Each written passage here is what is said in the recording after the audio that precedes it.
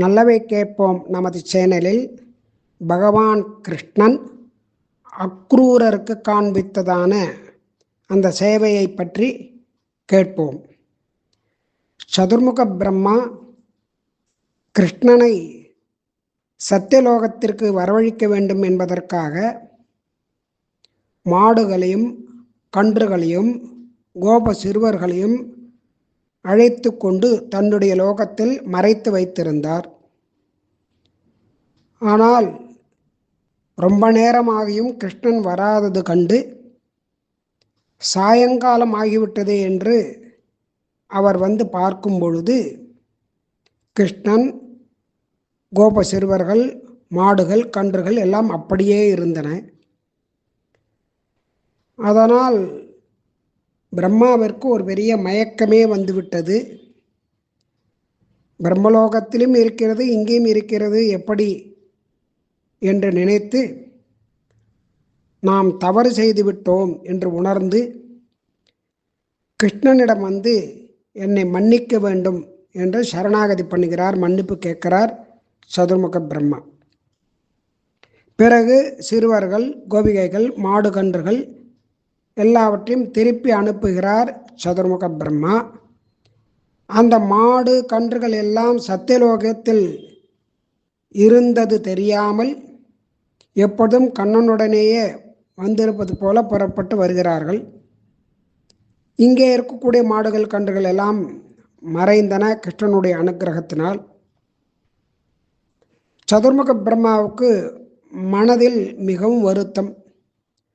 நம்முடைய அகங்காரத்தினால கிருஷ்ணனையே நாம் பரீட்சை செய்து விட்டோமே, இதற்கு என்ன பிராயஷ்சித்தம் அப்படின்னு பிரம்மா தன்னுடைய கண்கள்லேருந்து கண்ணீரை விடுகிறார்.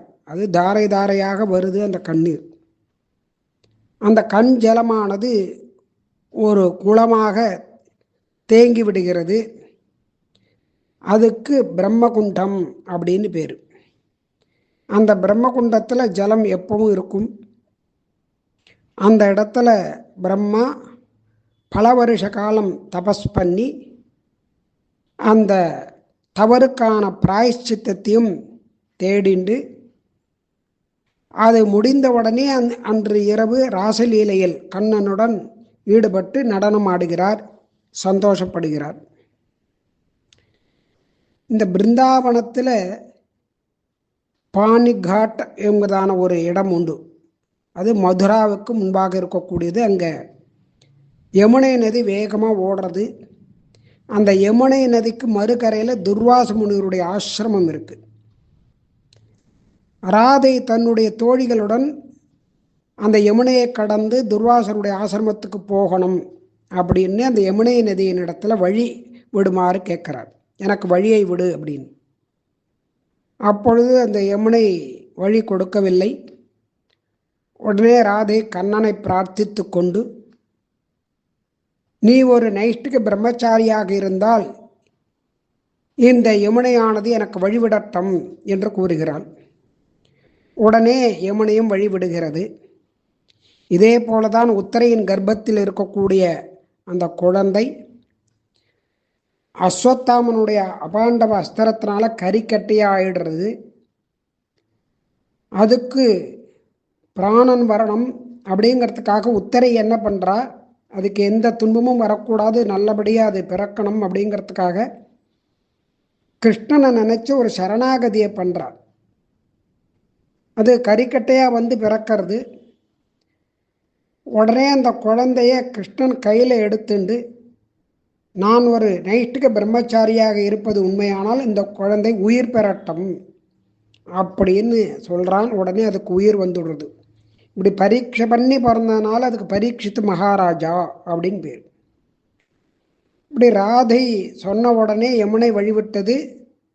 ராதையும் தன்னுடைய தோழிகளுடன் துர்வாச முனிவருடைய ஆசிரமத்துக்கு சென்று வணங்கி அவருக்கு நமஸ்காரம் பண்ணி அவருக்கு தானே தன் கையாலேயே தலிகை பண்ணி எடுத்துன்னு போனதான அந்த ஆகாரங்களை எல்லாம் கொடுக்கிறாள். துர்வாசர் சந்தோஷமாக அதை சாப்பிட்டுட்டு அனுகிரகம் பண்ணுறார். ராதையே, நீ எந்த பதார்த்தத்தை நீ தலிகை பண்ணினாலும் அது அமிர்தமாக இருக்கும்.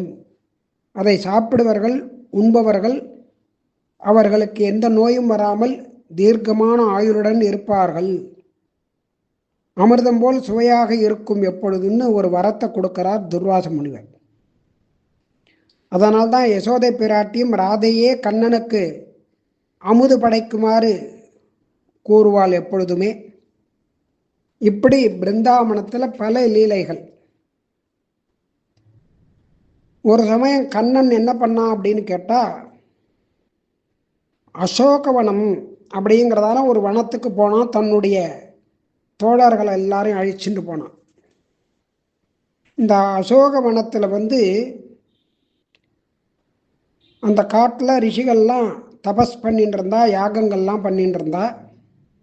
அதாவது முனிவர்கள் சாதுக்கள் இவெல்லாம் தபஸ் பண்ணக்கூடியதான இடம் அந்த அசோகவனம்.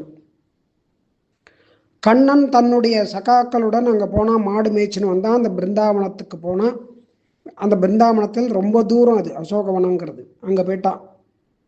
நல்ல உச்சி வேலை, மத்தியான வேலை.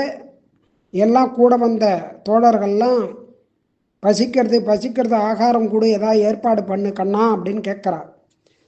உடனே கிருஷ்ணன் என்ன பண்ணுறான், அந்த வனத்தில் ரிஷிகள்லாம் யாகம் பண்ணிட்டு இருக்கா, அங்கே போய் கேளுங்கோ அப்படின்னு சொல்லி அனுப்புகிறான்.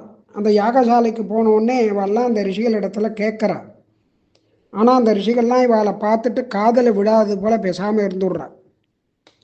இப்படி பிராமணோத்தமர்கள் இருக்கக்கூடியதான அங்கே இவ கேட்டும் அவள் கேட்காத மாதிரி இருந்துட்டா. பதிலும் சொல்லலை, ஆகாரமும் கொடுக்கல. திருப்பி அழுதுண்டே போய் கண்ணன்கிட்ட சொன்னான், இந்த மாதிரி பண்ணிட்டா அப்படின்னு. பரவாயில்ல, ரிஷிபத்திகள்லாம் அங்கே இருக்கா பக்கத்தில், அங்கே போய் கேளுங்க, அவள் கண்டிப்பாக கொடுப்பா அப்படிங்கிறான். உடனே எல்லாரும் அங்கே போய் இந்த மாதிரி சொல்கிறா. யாகம் இன்னும் முடியல, அவெல்லாம் யாகம் முடியாமல் எதுவும் கொடுக்க முடியாத அவளால் ரிஷிகள்னால. அதனால் எங்களுக்கு ரொம்ப பசியாக இருக்குது, நீங்கள் தான் பசி ஆற்ற வேண்டும் அப்படின்னு கேட்குறார். உடனே கிருஷ்ணனுடைய பேரை கேட்ட உடனேயே அவெல்லாம் ரொம்ப சந்தோஷமாக தன்னுடைய பர்த்தாக்கள்கிட்ட ஒரு அனுமதி கூட வாங்காமல் அவெல்லாம் வெளியில் போகக்கூடாது அப்படின்னு சொல்லியிருந்தான். அப்படியும் அதையும் மீறி இவாளுக்கு நல்ல ருச்சியான நல்ல விதமான போஜனத்தை கொண்டு வந்து கொடுத்தா, தயார் பண்ணி கொண்டு வந்து கொடுத்தா. இப்படி ரிஷிபத்னிகள் கண்ணனும் பலராமனும் வந்திருப்பது தெரிந்ததுனால அவளுடைய சரித்திரம் அவளுக்கு தெரியும் அப்படிங்கிறதுனாலையும் எல்லாருக்கும் அந்த உணவு கொடுத்து ஆகாரம் கொடுத்து அந்த பசியை போக்கினார்கள் ரிஷிபத்னிகள்.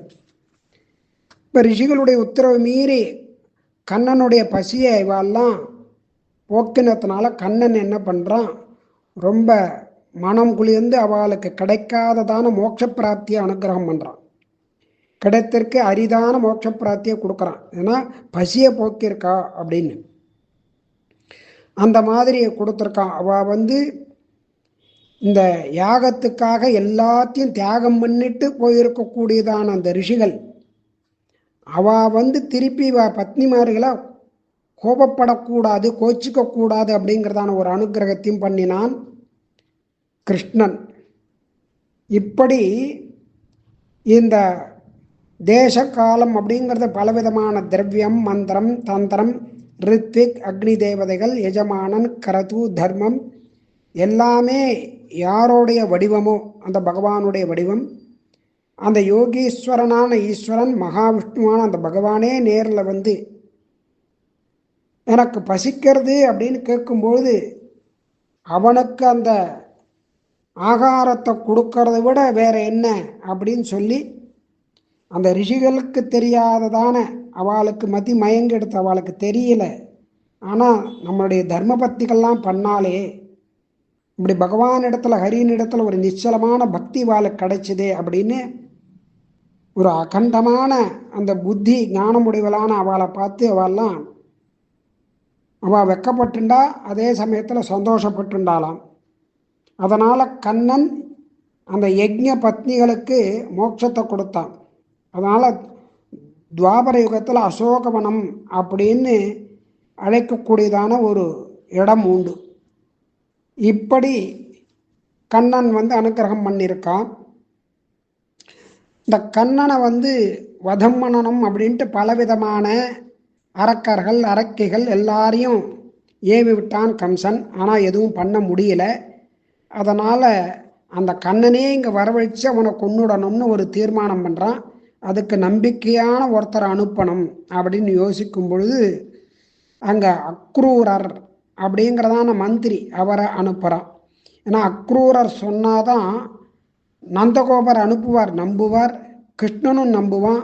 அதனால் கண்ணனையும் பலராமனையும் அவர் மூலமாக அழைத்து வந்து அவளை அழிச்சுடணும், மதுராவிலே அழிச்சுடணும் அப்படின்னு ஒரு திட்டத்தை போட்டு மதுரால ஒரு தனுர்யாகம் நடத்த போவதாகவும் அதற்கு கண்ணனையும் பலராமனையும் வருமாறு ஒரு அழைப்பு விடுத்தான் கம்சன். மற்றவை நாளை கேட்போம்.